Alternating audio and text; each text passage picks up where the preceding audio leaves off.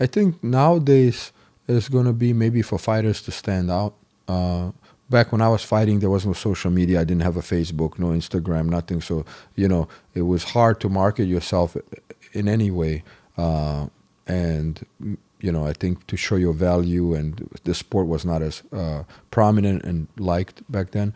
But nowadays, I think it's just harder for these young individuals to kind of stand out, maybe because there's a lot of trash talking. And one thing that I don't like is that, the more crap you talk, the more popular you get. And it's kind of taking away from martial arts.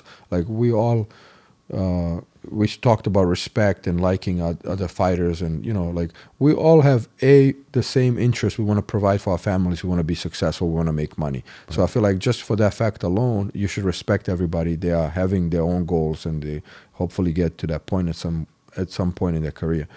So I don't like that a lot of people feel like, hey, I have to talk trash, I have to be this bad guy, or I have to, because there's kids watching, you want them to have a positive influence, positive role model. Right. It's okay a little bit trash talk here and there, it doesn't hurt, but like just being disrespectful is kind of where I would draw the line. So I think that's kind of hard for the young up and coming fighters to kind of figure out, to find themselves and say, hey, this is what I want to do, or how I want to proceed myself. If they don't, they feel like they're not getting seen. Right.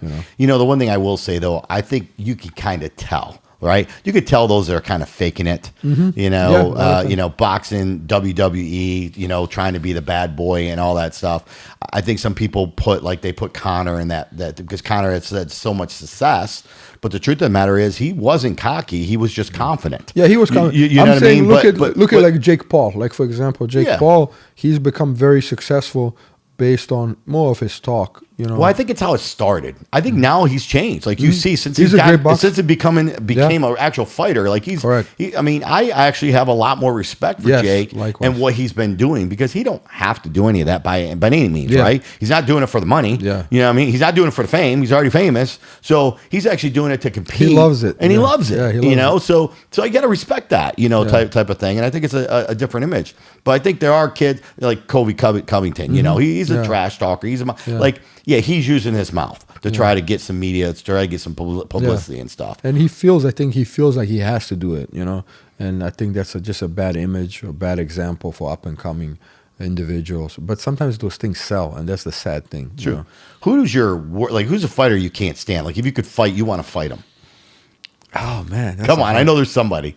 There's somebody you just said, man, I always want to knock this freaking clown out. If there's not really. I don't have anyone that I dislike. No? Then who's your favorite fighter? My favorite fighter, active or non-active? Either way.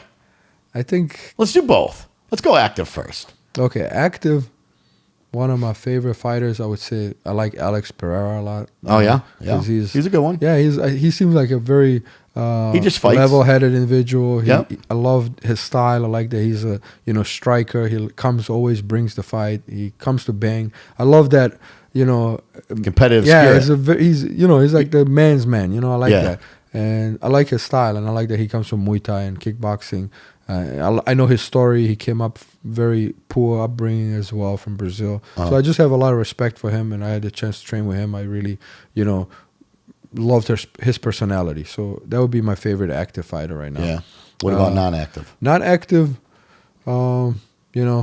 maybe one of my favorites would be Khabib and Fedor. Those two. Fedor is just a legend. He's done in the sport what nobody else has done. And Khabib, I like his humble style. I like his kind of like that very respectful Khabib approach. Is just mysterious to me. Like, obviously, I have mad respect for him, right? As far as in the ring, what he's done. But he's just so mysterious because I think we haven't even seen the best of him. Yeah. You know what I mean? Like, I think there's just so much more. There's so many more layers of him that nobody will ever know. Yeah, it would have been good if he stayed around for a few more years. Yeah, absolutely. Get to see some more fights. Yeah, absolutely.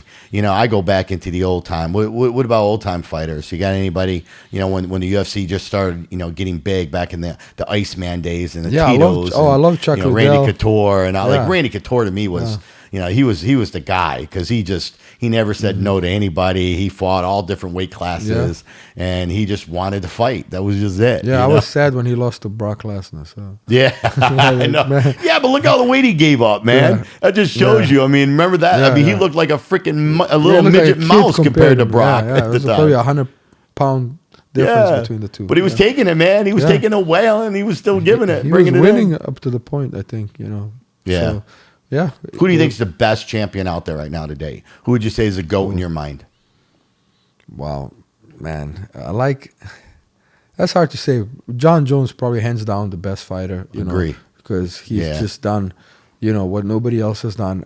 I wasn't a fan initially because he beat some of the guys that I really liked, like Rashad Evans and Rampage. Well, Rampage Rashad was America's top team back in the day, right? Yeah. And then he went to Black Zillions. And I loved Rampage Jackson. Was always one of my favorite fighters from Pride. And so when John Jones beat him, I was so upset. But I gotta give him credit. He's John Jones done what nobody else has done in the MMA world, I think. So. He has, man. I'm a huge John Jones fan. I mean, he would be my GOAT, but not just because he grew up over near Rochester, New York, kind of where I'm from, and some of the things that he's done, he's gotten a bad rap too. He's done some things off the we gotta separate. Off the beat that he took bad raps for. But the truth of the matter is, man, I've seen that guy do so many great things for people. I mean, heck, a lot of people don't even know he literally chased down a woman who got her purse robbed. You know what I'm saying? And got her purse back for. I mean, who does that? Yeah, you know what I mean? Nice. And stuff. So I'm sure, look, it's always like